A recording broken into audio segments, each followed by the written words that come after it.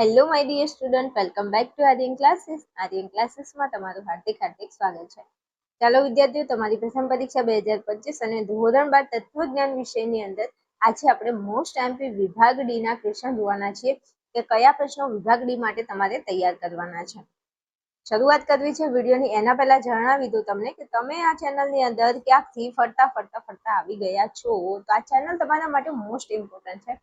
તમારી જે પ્રથમ પરીક્ષા છે, બીજી પરીક્ષા છે અને તમારી બોર્ડની પરીક્ષા છે, તો ત્રણે એક્ઝામની અંદર તમને આ જે ચેનલ છે આપણી આર્યન ક્લાસીસ એ ખૂબ જ હેલ્પફુલ થવાની છે. તો ફટાફટ ચેનલને સબસ્ક્રાઇબ કરી લેજો અને વિડીયોને જરા લાઈક શેર કરી દેજો. ઓકે, ચાલો શરૂઆત મારે કરવી છે તો તમને જણાવી દઉં કે તત્વજ્ઞાનની અંદર કેટલા ચેપ્ટર છે જે આપણને પ્રથમ પરીક્ષામાં પૂછાય છે. તો પ્રથમ પરીક્ષાની અંદર ચેપ્ટર 1 થી લઈને ચેપ્ટર 5 પૂછાય છે, મતલબ 1 2 3 4 5 1 2 3 4 5 એટલે 5 ચેપ્ટર તમને પૂછાય છે. અને આ 5 ચેપ્ટરમાંથી કયા ચેપ્ટરમાંથી કેટલા પ્રશ્નો પૂછાય છે એ પણ હું તમને જણાવી દઉં. તો ચેપ્ટર આપણું 1 છે એમાંથી 3 પ્રશ્નો પૂછાય છે. ચેપ્ટર 2 જે છે એમાંથી 2 પ્રશ્નો, ચેપ્ટર 3 જે છે એમાંથી 4 પ્રશ્નો, ચેપ્ટર 4 માંથી 3 પ્રશ્નો અને 5 માંથી 2 પ્રશ્નો પૂછાય છે. ક્લિયર? તો તમારે શું કરવાનું છે? કઈ નહીં, બસ આને તૈયાર કરી લેવાનું છે. તમને ટોટલ 13 પ્રશ્નો પૂછાય છે વિભાગ ડી માં અને 10 તમારે લખવાના છે. તો દરેક વિદ્યાર્થીને જણાવી દઉં કે 13 પ્રશ્નો 3 પ્રશ્નો તમને અથવામાં મળી જશે અને 10 પ્રશ્નો તમારે લખવાના છે. હવે તમને જણાવી દઉં કે આ તમે જે વિડીયો જોઈ રહ્યા છો મોસ્ટ એમપીનો, તમે મારા ઉપર 100% વિશ્વાસ કરી શકો છો, કારણ કે હું ઓફલાઈન પણ ભણાવું છું મારા વિદ્યાર્થીઓને અને ઓફલાઈનના મારા જે વિદ્યાર્થીઓ છે એમને તત્વજ્ઞાનમાં 100 માંથી 100 માર્ક આવે છે. દર વર્ષે ઘણા વિદ્યાર્થીઓ હોય છે 100 માંથી 100, 100 માંથી 99, 95, 90 પ્લસ તો ઘણા વિદ્યાર્થીઓ હોય છે. એટલે તમને જણાવી દઉં કે તમે મારા ઉપર 1000% વિશ્વાસ કરી શકો છો. તત્વજ્ઞાન માટે તમને બેસ્ટ માની બેસ્ટ ચેનલ મળી ગઈ છે, એટલે આને છોડીને જવાની ભૂલ તો તમે બિલકુલ નહીં કરતા. આખા યુટ્યુબ ની અંદર તમે ચેકઆઉટ કરી શકો છો. તત્વજ્ઞાન ની અંદર તમને બેસ્ટ માની બેસ્ટ ચેનલ આર્યન ક્લાસીસ છે એવો વિશ્વાસ આવી જશે જ્યારે તમે મારા વિડીયો જોશો અને હું તમને જે આઈએમપી આપું છું એ આઈએમપી ની તૈયારી કરી અને તમે એક્ઝામ આપવા જશો તો તમને ખ્યાલ આવી જશે. પ્રથમ પરીક્ષા છે એટલે હું વધારે નથી બોલી શકતી, કારણ કે પ્રથમ પરીક્ષાની અંદર દરેક જિલ્લાની પેટર્ન થોડી અલગ હોય છે, એટલે થોડું પ્લસ માઇનસ હોય છે. બાકી બોર્ડની એક્ઝામની અંદર તો છોતરા પાડી દીધા છે. ગઈ સાલની જે એક્ઝામ હતી એમાં તત્વજ્ઞાનનો મેં એક પેપર સેટ બહાર પાડ્યો હતો વિદ્યાર્થીઓ માટે, અને એ પેપર સેટની અંદરથી બેઠું વાત કરું તો 95+ માર્કનું પૂછાણું હતું પેપર બોર્ડની અંદર તત્વજ્ઞાનમાં. વિદ્યાર્થીઓને 100 માંથી 100 માર્ક આવ્યા છે ગઈ સાલની વાત કરું તો તમે મારી ચેનલ સાથે જોડાયેલા રહેજો. તમને પણ જણાવી દઉં કે તમારા પણ માર્ક્સ આવશે. એની માટે તમારે હું તમને જેટલું કહું એટલું કામ કરવાનું છે. 1000% ગેરંટી આપું છું કે તત્વજ્ઞાનની અંદર તમે 90, 95, 100 માંથી 100 માર્ક રમતા લાવી શકો છો. જે તત્વજ્ઞાન વિષય તમને માથાનો દુખાવો લાગે છે, જે તત્વજ્ઞાન વિષય તમને આમ એવું લાગે છે કે આમાં કંઈ ખબર જ નથી પડતી, આ વિષય ક્યાંથી આવી ગયો છે, તમારા મનની જે મનોગ્રંથિ છે એકવાર મારા વિડીયો જોજો, તમને ખ્યાલ આવી જશે. તત્વજ્ઞાનને હું રમકડાની જેમ પીરસું છું, રમકડાની જેમ ભણાવું છું. વધારે વાત નથી કરવી, વધારે મારા વખાણ પણ નથી કરતી. તમે ભણી અને ચેક કરી લેજો કે હું જે કહું છું એ સાચું છે કે ખોટું છે. ચલો આગળ વધવું છે, મારે તમને મોસ્ટ એમપી ક્વેશ્ચન આપવા છે, પણ ક્વેશ્ચન પછી આપું એના પહેલા તમે ઊભા થાવ ફટાફટ અને જાઓ તમારી બેગ ખોલો અને બેગમાંથી તમે પહેલા ફટાફટ તત્વજ્ઞાનની બુક લઈને આવી જાઓ. ટેક્સ્ટ બુક લાવી દો, ટેક્સ્ટ બુક લઈને બાજુમાં બેસજો તો તમને ખબર પડશે. બાકી એમ આમ તો વિડીયો તમારે જોવાની કોઈ જરૂર નથી, એના કરતા વિડીયો ના જોવો તો સારું છે. પણ જોવો છે વિડીયો, આઈએમપી ક્વેશ્ચન જોઈએ છે તો ટેક્સ્ટ બુક લેતા આવો ફટાફટ, જાઓ, નહીં તો મજા નહીં આવે હો. હાલો, તમે ટેક્સ્ટ બુક લાવી દીધી છે એવું હું માની લઉં છું, તમારા ઉપર વિશ્વાસ રાખું છું થોડો કે તમે બુક લઈને બેઠા છો. તો હવે હું ચાલુ કરું છું. તો વિભાગ ડી ની અંદર આપણે જે આપણો વિભાગ ડી છે 30 ગુણની અંદર પૂછાય છે. કેટલા? 30 ગુણમાં પૂછાય છે. અને મારી ઉપર જો વિશ્વાસ રાખો, હું કહું એ રીતના જો મહેનત કરો તો 30 માંથી તમારો 1 માર્ક કટ ના થવા દો એટલી હું તમને ગેરંટી આપું છું. પણ એના માટે થોડી મહેનત તમારે કરી લેવી પડશે. ચાલો હવે ચેપ્ટર 1 માંથી કયા ક્વેશ્ચન છે જે તમને વિભાગ ડી માં પૂછાય છે.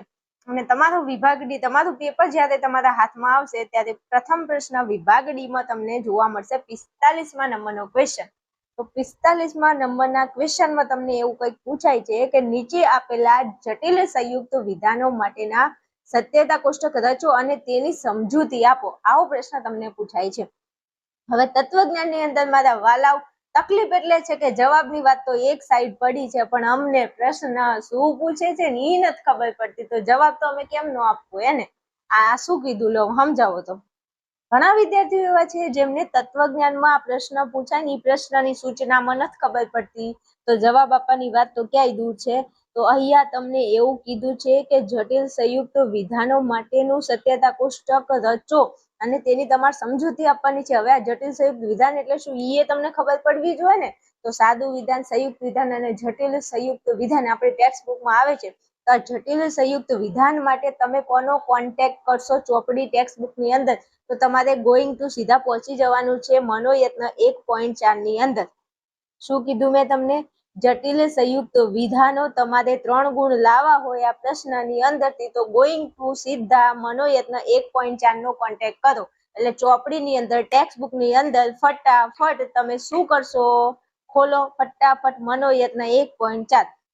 હવે મનોયત્ન 1.4 ની અંદર તમને 10 સત્યતા કોષ્ટક આપેલા હશે, તમે જોઈ લો. એમાં તમને એવું કીધું છે કે જટિલ સંયુક્ત વિધાન માટેના સત્યતા કોષ્ટક રચો અને તેની સમજૂતી આપો. આવો પ્રશ્ન તમને પૂછે છે અને એમાં તમને 10 આવા એક્ઝામ્પલ આપેલા છે અને એનું તમારે સત્યતા કોષ્ટક બનાવવાનું છે કે નહીં?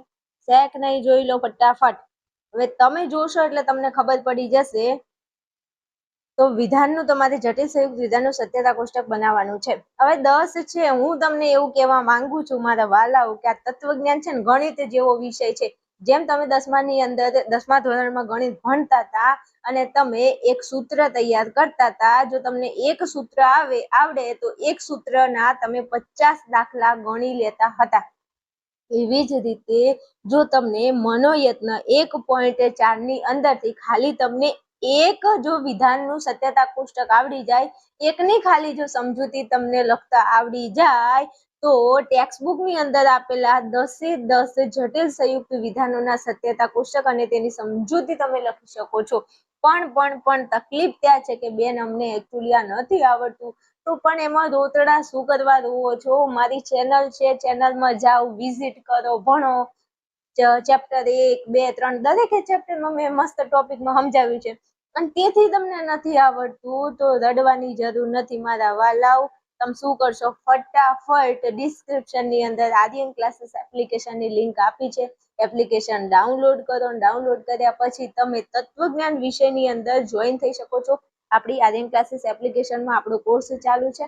એમાં હું તત્વજ્ઞાન, મનોવિજ્ઞાન, સમાજશાસ્ત્ર અને ભૂગોળ આ 4 વિષય ભણાવું છું. તમે 4 વિષયમાં જોઈન થવું હોય તો 1499 રૂપિયા ફીસ છે. 1499માં તમને 4 વિષય મળી જશે. અને તમારે જો 4 વિષયમાં જોઈન નથી થવું તો તમે એકલું તત્વજ્ઞાન ખરીદીને ભણી શકો છો. તત્વજ્ઞાનની પ્રાઇસ છે 599 રૂપિયા. એકલું જો તત્વજ્ઞાન તમારે ખરીદવું છે તો તમને અહીંયા સ્ક્રીન ઉપર દેખાય છે, નંબર આપેલો છે. બસ એ નંબર ઉપર તમે મને વોટ્સએપ મેસેજ કરો અથવા તો કોલ કરી અને વધારે ડિટેલ મેળવી શકો છો. રોતડા રોવાનું તમે બંધ કરી દો. હું તમારી સાથે છું. સમજી ગયા? આગળ વધુ. અને મારી બેચમાં જે જોઈન થયેલા વિદ્યાર્થીઓ છે ને, જે આ વિડીયો જોતા હોય તો કોમેન્ટ કરજો. એમને તો મજો કરાવી દીધો છે આ તત્વજ્ઞાનની અંદર. તો હાલો હવે વધારે વાત નથી કરવી. તમે સમજી ગયા ને હું શું કહેવા માંગુ છું. 1.4 મનોયત્ન 1.4 ની અંદર જવાનું છે અને એના જે 10 છે ને આ વિધાનો, એ વિધાનો 10 તમારે લખીને પ્રેક્ટિસ કરી નાખવાની છે. બીજી કોઈ વાત કરવાની નથી. જો અહીંયા આઈએમપી કેટલાક મેં આપ્યા છે, પણ આઈએમપી ની જરૂર જ નથી ભાઈ. તને એક આવડે ને તો એવા દુનિયાના છેડામાંથી પૂછી લે, 50 નહીં 100 નહીં. અને આમ શું વાત કરી. બસ એક આવડે તો હું એમ કહું છું કે 100 પૂછાય ને તો 100 માંથી 100 આવે. 100 આવડે. કેમ? કારણ કે બધાની મેથડ સેમ છે ભાઈ. સત્યતા કોષ્ટક બનાવતા તમને આવડી જાય તો વાત ક્યાં રહી? સમજૂતી લખતા તો આવડે. એકની સમજૂતી આવડે તો એવા તમને 50 આપે તો 50 ની સમજૂતી તમે લખી શકો છો. એટલે શું કરશો? મનોયત્ન 1.4 માં જાઓ અને 10 જે વિધાનો છે ને એને ફટાફટ એના સત્યતા કોષ્ટક બનાવતા શીખી લો અને એની સમજૂતી શીખી લો. એટલે બસ સમજૂતીમાં ખાલી થોડું ચેન્જ કરવાનું રહે, બાકી મેથડ એની એ છે. તોય તમારે આઈએમપી જોવે છે કે બેન મનોયત્ન 1.4 ના આઈએમપી આપો ને તો તમે ત્રીજું કરી નાખો, 10મું કરી નાખો, 5મું, 4થું. 3 4 5 10 આટલા કરી નાખો. તોય હજુ કહું છું કે 10 ની પ્રેક્ટિસ એક વાર કરી લેજો. ઘણી વાર તમને આ 10 માંથી નહીં આપે, પોતાની રીતે જાતે બનાવીને જો કોઈ જટિલ વિધાન આપી દે તો તમને તકલીફ ના પડે. રેડી? મોસ્ટ ઓફ આ પૂછાય છે. લગભગ આઈ થિંક પાટણ, બનાસકાંઠા જિલ્લામાં તો આ પૂછાય છે. અને બીજા જે જિલ્લાના વિદ્યાર્થીઓ મારો વિડીયો જોઈ રહ્યા છે તો તમે તમારી ગઈ સાલનું જે પેપર હોય તત્વજ્ઞાનનું એકવાર જોઈ લેજો, એટલે તમને મેથડ ખબર પડી જાય કે તમારા જિલ્લાની અંદર મનોરત્ન 1.4 નો પહેલો પ્રશ્ન પૂછાય છે કે નથી પૂછાતું. મોસ્ટ ઓફ 99.99% પૂછાય જ છે, પણ અમુક જિલ્લામાં થોડું ચેન્જીસ હોય છે. પણ હું તમને હજુ કહું છું કે એકવાર ખાલી તમારું ગઈ સાલનું પેપર ને તમે ચેકઆઉટ કરી લેજો. સમજી ગયા? હવે આગળ જાઉં, આટલું ઇનફ છે ને? ચાલો આગળ વધવું છે મારે. તો પછી આપણને 46મા નંબરનો પ્રશ્ન પૂછાય છે, અને આ પ્રશ્ન તો દરેક જિલ્લો હોય, ગમે તે જિલ્લો, 33 ને 34 જિલ્લામાંથી ગમે તે જિલ્લો હોય તો તમને એમાં આ પ્રશ્ન તો દરેક જિલ્લામાં પૂછાય 1000% ગેરંટી પૂછાય જ છે. કેમ? કારણ કે આ પ્રશ્ન બોર્ડમાં પૂછાય છે, એટલે મને આટલો કોન્ફિડન્સ છે. અને આ ઉપરવાળો પ્રશ્ન બોર્ડમાં નથી પૂછાતો એટલા માટે. સમજ્યા કે? હા, તો બસ ચાલો સમજાવી દઉં, તમને વાત કરી દઉં ફટાફટ કે આપણો જે પ્રશ્ન નંબર 46 છે એમાં તમને શું પૂછાય છે. તો સત્યતા કોષ્ટકની રીતનો ઉપયોગ કરી નીચે આપેલા વિધાન માટેના રૂપમાંનું પ્રત્યેક રૂપ તદેવાર્થક છે, સ્વવ્યાઘાતી છે કે પદાયત છે એ તમારે સમજાવવાનું છે. વિધાનનું રૂપ કયું છે કે તદેવાર્થક છે, સ્વવ્યાઘાતી છે કે પદાયત છે એ તમારે નક્કી કરવાનું છે. અને સત્યતા કોષ્ટકની મદદથી સત્યતા કોષ્ટક બનાવી અને તમારે નક્કી કરવાનું છે. તમારા વાલાવ, મારા કલેજાવ, એના માટે તમારે શું કરવું પડશે? તો એના માટે ગોઈંગ ટુ સીધા ટેક્સ્ટ બુક ની અંદર ગોઈંગ ટુ સીધા મનોયત્ન 1.6 નો કોન્ટેક્ટ કરી લો, એટલે 3 માર્ક્સ રોકડા તમારા થઈ જાય. જો આના 3 માર્ક ને આના 3, 6 માર્ક તો લે રમકડાની જેમ આવી જાય. મહેનત કરો, મહેનત. તો પછી શું કરવાનું છે? તદેવાર્થક, સ્વવ્યાઘાતી, પદાયત. તેના માટે કોન્ટેક્ટ કરો ગોઈંગ ટુ સીધા મનોયત્ન 1.6 ની અંદર જતા રહો ફટાફટ. એમાં તમને 20 સત્યતા કોષ્ટક બનાવવાના પૂછ્યા છે, અને 20 સત્યતા કોષ્ટકમાં તદેવાર્થક, સ્વવ્યાઘાતી, પદાયત રૂપ કોઈ બી એકાદું આવતું હશે, એ તમને ખબર હશે. સમજી ગયા? વધારે સમજાવું? જો 3 માંથી કયા પ્રકારનું રૂપ છે તે નક્કી કરવાનું છે કે આ જે રૂપ છે ઈ પદાયત છે, તદેવાર્થક છે કે સ્વવ્યાઘાતી છે, એ તમારે નક્કી કરવાનું છે. એના માટે મનોયત્ન 1.6 માં જાઓ, રૂપ નક્કી કરો. 20 રૂપો આપેલા છે. ટેક્સ્ટ બુક ખોલીને બેસજો તો હું શું બોલું છું ને ખબર પડે, નકે ક્યાંય હવામાં. સમજી ગયા? ચાલો હવે એમાં 20 છે. ભાઈ, મારા વાલાવ, મારા કલેજાવ, હું તમને એમ કહું છું કે 20 રૂપો છે એમાંથી તમને એક રૂપ આવડે તો બાકીના 20 આવડે. 20 નહીં, 100 આપે, 50 આપે તો આવડે કે નહીં? કે આવડે. તો તકલીફ કઈ વાતની છે ભાઈ? 1 થી લઈને 5 ની વ્યવસ્થિત મતલબ સત્યતા કોષ્ટક બનાવીને તમે ચેક કરી લો. એક આવડે તો બાકીના 20 આવડે કે ના આવડે? પણ તોય 20 લખીને પ્રેક્ટિસ કરી નાખો. સત્યતા કોષ્ટક દોરો, એની સમજૂતી લખો, એટલે વાત છે. બોલો, આ બધું કરવું પડે. અને આપણી બેચના વિદ્યાર્થીઓ, તમે તો મને કઈ કહી જ ના શકો, કારણ કે મેં જ્યારે ચેપ્ટર 1 ભણાવ્યું ત્યારે તમને કીધું હતું કે આ 20 રૂપોની તમે પ્રેક્ટિસ કરતા જ રહેજો. બોર્ડમાં પૂછાય છે, પ્રથમ પરીક્ષા, બીજી, 3 પરીક્ષામાં આ પ્રશ્ન તો પૂછાય જ છે. તો આપણે તો 20 રૂપો તૈયાર કરવાના જ છે. એના માટે શંકાને કોઈ સ્થાન છે જ નહીં કે આપણે આઈએમપી કરી લઈએ. નહીં, આપણે તો 20 રૂપોની તમારે પ્રેક્ટિસ કરવાની છે, અને એની પ્રેક્ટિસ કરી અને તમારે ચેકઆઉટ કરી લેવાનું છે. અને મેં ભણાવ્યા છે મસ્ત રૂપો, તમને ખબર હોય તો ભાઈ.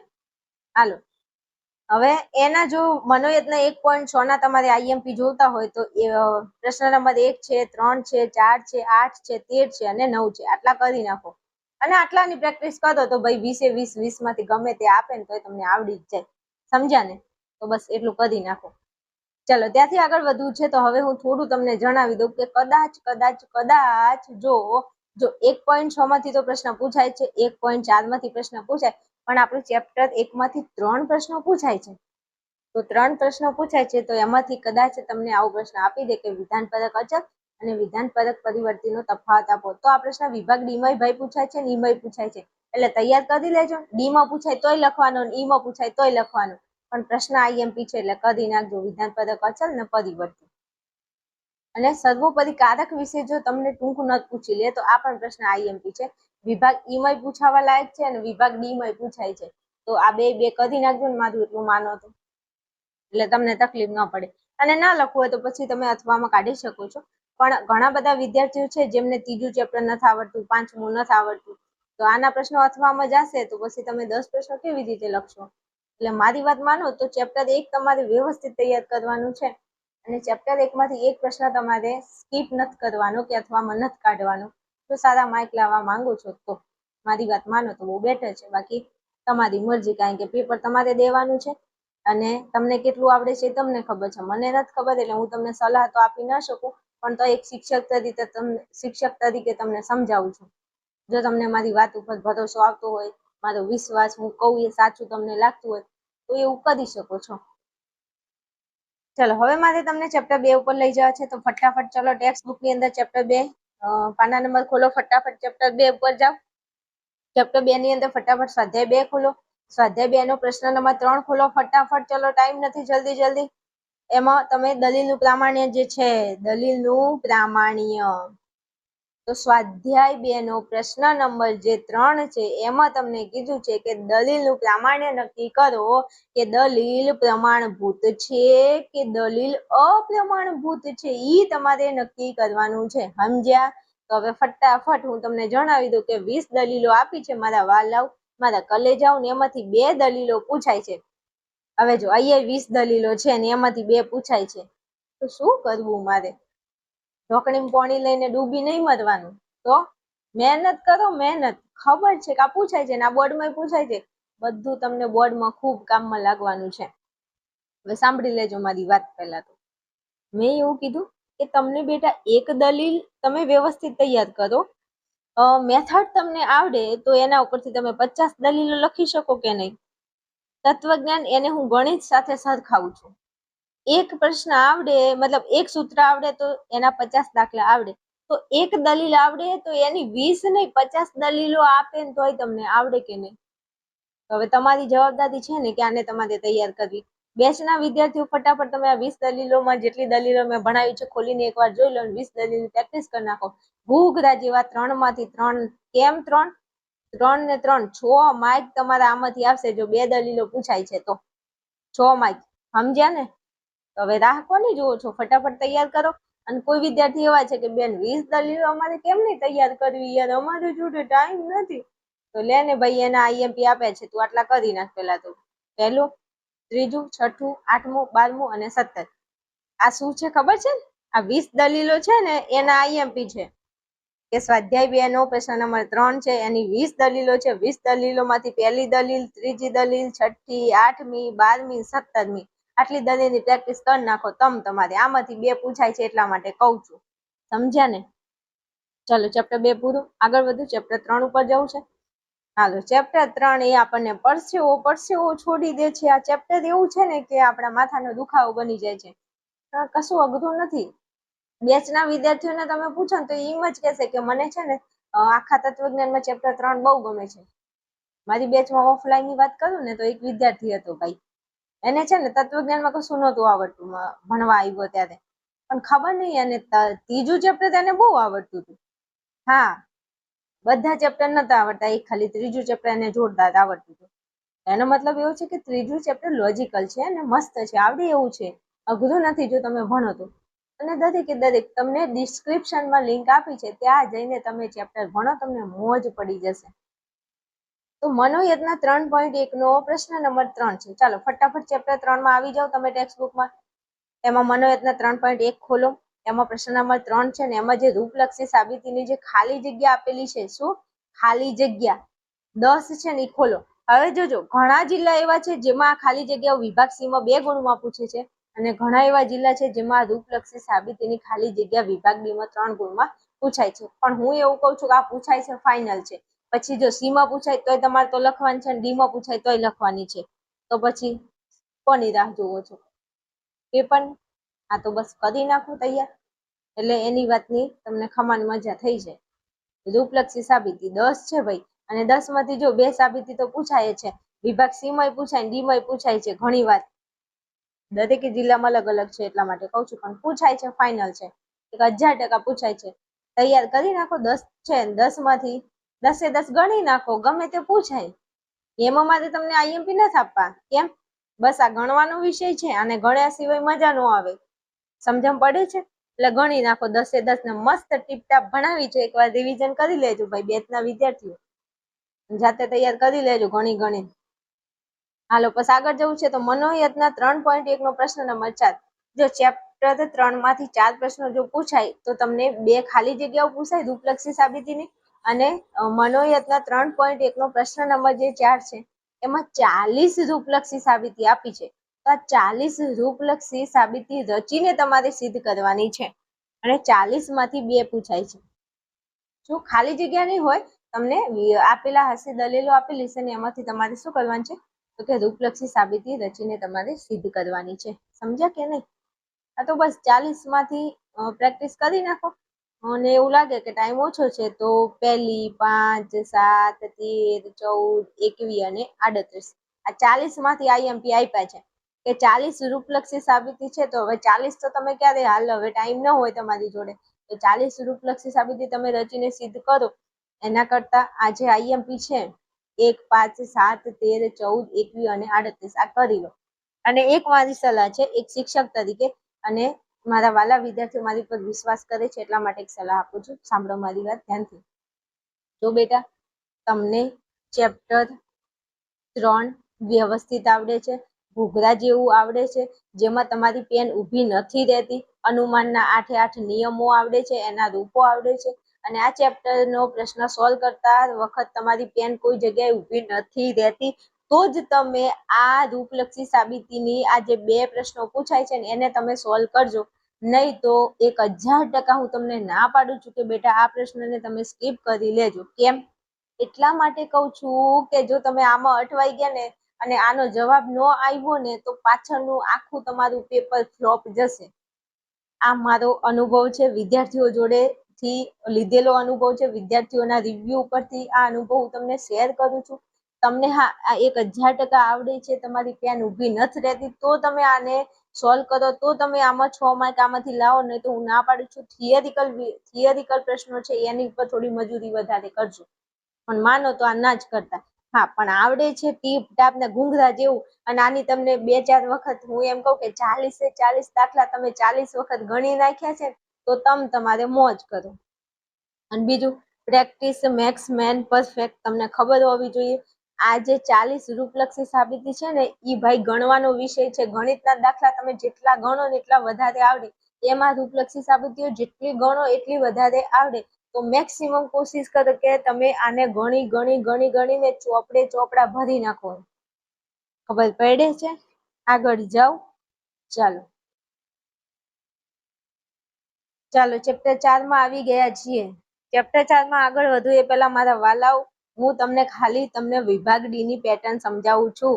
અને જો તમારા દિલના તાર ઢીલા થઈ ગયા હોય ને તમને મોજ પડી ગઈ હોય ને તમને આમ મજા આવતી હોય કે બેન શું સમજાવે છે, ને આમ તમારા દિલનું આમ કહેવાય ને કે તમારા માઇન્ડનું પ્રેશર ઓછું થાય છે, તમને શાંતિ મળે છે કે હા વિભાગ ડી માં મસ્ત તૈયારી થશે, બેન કે એવી રીતે તૈયારી કરીએ તો વિભાગ ડી માં આપણે સારા એવા માર્ક લાવી શકીએ છીએ. અને તમને મજા આવે છે ને મજા. તમારું એમ કહું કે 75% તમારું ટેન્શન ઓછું થઈ ગયું, હવે ખાલી 25% મહેનત કરવાની છે. તમને એવું લાગે છે ને તો આ તો ખાલી વિભાગ ડી સમજાવે છે મારા વાલા. તો ખાલી તમે મારી જોડે બેચની અંદર આવીને ભણો તો તમારું કેટલું ટેન્શન દૂર કરી નાખું. ખાલી એકવાર વિચાર કરી લેજો તમે. આ તો ખાલી વિભાગ ડી સમજાવ્યો છે, તો તમે મારી જોડે જો તત્વજ્ઞાન ભણો તો તમારું કેટલું મોટું ટેન્શન તત્વજ્ઞાનનું દૂર હું કરી નાખું. વિશ્વાસ આવે છે? જો વિશ્વાસ આવતો હોય તો એકવાર આવી જાઓ બેચની અંદર. માત્ર નોર્મલ ફી છે 599 રૂપિયા, જે તમે 599 રૂપિયા તમે એમ બગાડી નાખો છો. તમને ખ્યાલ હોય તો કે એક જોડી કપડા નથી આવતા 1000 રૂપિયામાં અત્યારે, અને તમે 599 ની અંદર એક વિષય મારી જોડે ભણી અને એ વિષયમાં તમે 95+ માર્ક લાવી શકો છો જો તમારી કેપેસિટી છે તૈયારી કરવાની અને બેચમાં જોડાવાની. જો બેચમાં જોઈન થઈને ભણવું હોય તો અહીંયા તમને સરસ મજાનો સ્ક્રીન ઉપર નંબર આપેલો છે, એના ઉપર મને તમે કોન્ટેક્ટ કરી શકો છો. કોઈ ચિંતા નથી, બિંદાસથી તમે બેચમાં જોઈન થઈ શકો છો. ગુજરાતમાંથી ઘણા વિદ્યાર્થીઓ આપણી બેચમાં જોઈન થઈને હાલ ભણી રહ્યા છે અને મોજ કરી રહ્યા છે. મારા વિદ્યાર્થીઓ મને સપોર્ટ બી એટલો કરે છે, એ બદલ દરેક મારા વાલા વિદ્યાર્થીને 2 હાથ જોડીને દિલથી થેન્ક યુ કહું છું ભાઈ. Thank you so much, thank you very much. ચાલો હવે વાત કરવી છે ને આગળ વધવું છે આપણે ચેપ્ટર 4 માં. ચલો સ્વાધ્યાય 4 નો પ્રશ્ન નંબર 2 ખોલી નાખો ફટાફટ. ચલો ટેક્સ્ટ બુક માંથી સ્વાધ્યાય 4 નો પ્રશ્ન નંબર જે 2 છે એમાં તમને કીધું છે આકૃતિ ભેદ અને પ્રામાણ્ય. આકૃતિ ભેદ અને પ્રામાણ્ય નક્કી કરવાનું છે અને એમાં તમને 40 સંવિધાન આપેલા છે અને 40 સંવિધાન માંથી કોઈ પણ 3 સંવિધાન પૂછાય છે. ઓ મારા વાલા, મારા કલેજાઓ, શું કીધું છે ખબર પડે છે? સ્વાધ્યાય 4 ખોલો, એનો પ્રશ્ન નંબર 2 ખોલો અને એમાં તમને સૂચના આપી છે કે આ સંવિધાનની આકૃતિ ભેદ અને પ્રામાણ્ય નક્કી કરો અને એવા તમને 40 સંવિધાન આપેલા છે અને 40 માંથી કોઈ પણ 3 પૂછાય છે મારા વાલાઓ, તો એને તમારે તૈયાર કરવાનું છે. અને મારી બેચના વિદ્યાર્થીઓ તમને કહી દઉં કે મેં તમને આકૃતિ ભેદ અને પ્રામાણ્ય ઘૂઘરાની જેમ ભણાવ્યું છે. તમે ખોટું નહીં બોલતા. એટલે તમે જ્યારે પેપર આપવા જાઓ એના પહેલા તત્વજ્ઞાનની તૈયારી કરો તો ફટાફટ ચેપ્ટર 4 માં જાઓ. ચેપ્ટર 4 ની અંદર જે પ્રશ્ન નંબર 2 છે 40 સંવિધાન મેં જે ભણાવ્યા છે એ ફટાફટ રિવિઝન કરી લો. એટલે ઘૂઘરા જેવા જો 3 પૂછાય ને તો 9 માર્ક્સ તમારા અહીંથી આવી જાય. કેટલા? 9 માર્ક્સ તમારા અહીંયાથી આવી જાય. તો ખાલી ટેન્શન કેટલાનું છે ભાઈ? 20 નું ને? 10 માર્ક તો એરાઉન્ડ અહીંયા ગણી લો ને તમે. 21 માર્ક નું ટેન્શન રહે તમારું. તો સમજ્યા ને? કેવું નહીં પડે? ડાયા છો? તો એટલી તૈયારી કરી નાખો. હવે સાંભળી લેજો. તમને એવું છે કે બેન 40 સંવિધાન અમારે કેમ ના તૈયાર કરવા?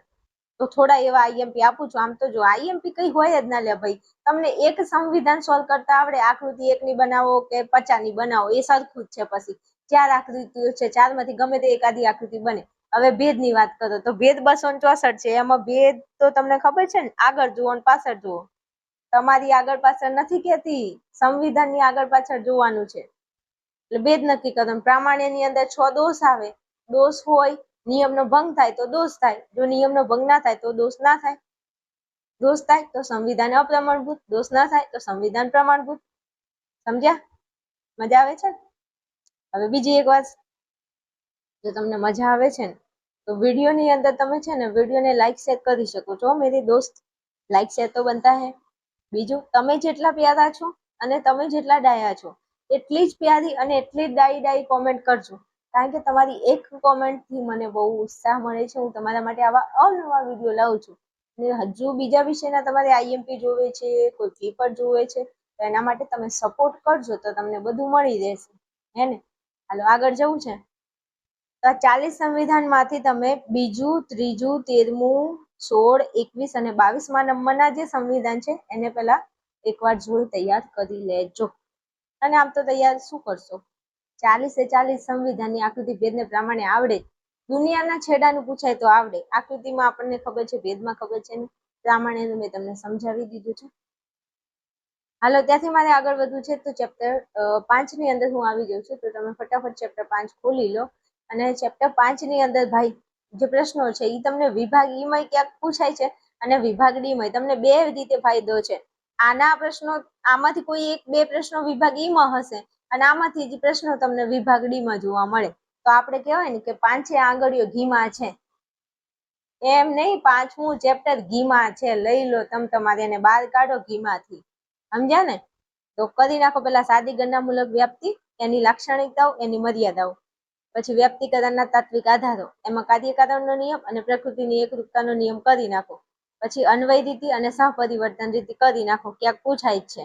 સહપરિવર્તન રીતિ તો ખાસ પૂછાય છે, કરી નાખજો. પછી વ્યક્તિકરણની લાક્ષણિકતા, વ્યક્તિકરણની જે 3 લાક્ષણિકતા છે એ તૈયાર કરી લો. ઈમય પૂછાય, ડીમય પૂછાય. જેમાં પૂછાય આપણે તો લખવાની છે, માર્ક લાવવાના છે. પછી વાત ક્યાં છે બોલો? 5માં કીધું છે કે વૈજ્ઞાનિક વ્યાપ્તિની લાક્ષણિકતાઓ. તો વૈજ્ઞાનિક વ્યાપ્તિ, સાદી ગણનામૂલક વ્યાપ્તિ, આ બે વ્યાપ્તિ પૂછાય. તાત્વિક આધારો 2 પૂછાય. પછી અન્વય ને સહપરિવર્તન રીતિ 2 આપી છે. બસ આટલું તૈયાર કરી લો. તમારે કોઈ ચેપ્ટરને સ્કીપ કરવું હોય કરી શકો છો, પણ મારું માનો તો એક પણ ચેપ્ટરને સ્કીપ ના કરતા. કારણ કે તમે એક્ઝામમાંથી સ્કીપ થઈ જશો. કેમ ખબર છે? જ્યારે પેપર હાથમાં આવે ને ત્યારે ખબર પડે કે આવું પૂછાય છે ને આ તો મને આવડતું જ નથી. બધું તૈયાર કર્યું તો એમાંથી તમે લખી શકો છો. સમજ્યા? ચાલો અહીંયા ચેપ્ટર 5 ના આઈએમપી આપી દીધા છે. વિડીયોને અહીંયા રાખું છું. દરેક મારા વાલા વિદ્યાર્થીને મારા તરફથી બેસ્ટ ઓફ લક છે. સરસ મજાનું પેપર આપજો આત્મવિશ્વાસ સાથે. મેં તમને બહુ મહેનત કરાવી છે, તમે બહુ મહેનત કરી છે, એવો આત્મવિશ્વાસ રાખી અને પેપર લખજો. સારા એવા માર્ક આવી જશે, ચિંતા નહીં કરતા. ચલો વિડીયોને અહીંયા રાખું છું. મળીશું નેક્સ્ટ વિડીયોમાં. ત્યાં સુધી જોતા રહેજો, ભણતા રહેજો અને મોજ કરતા રહેજો.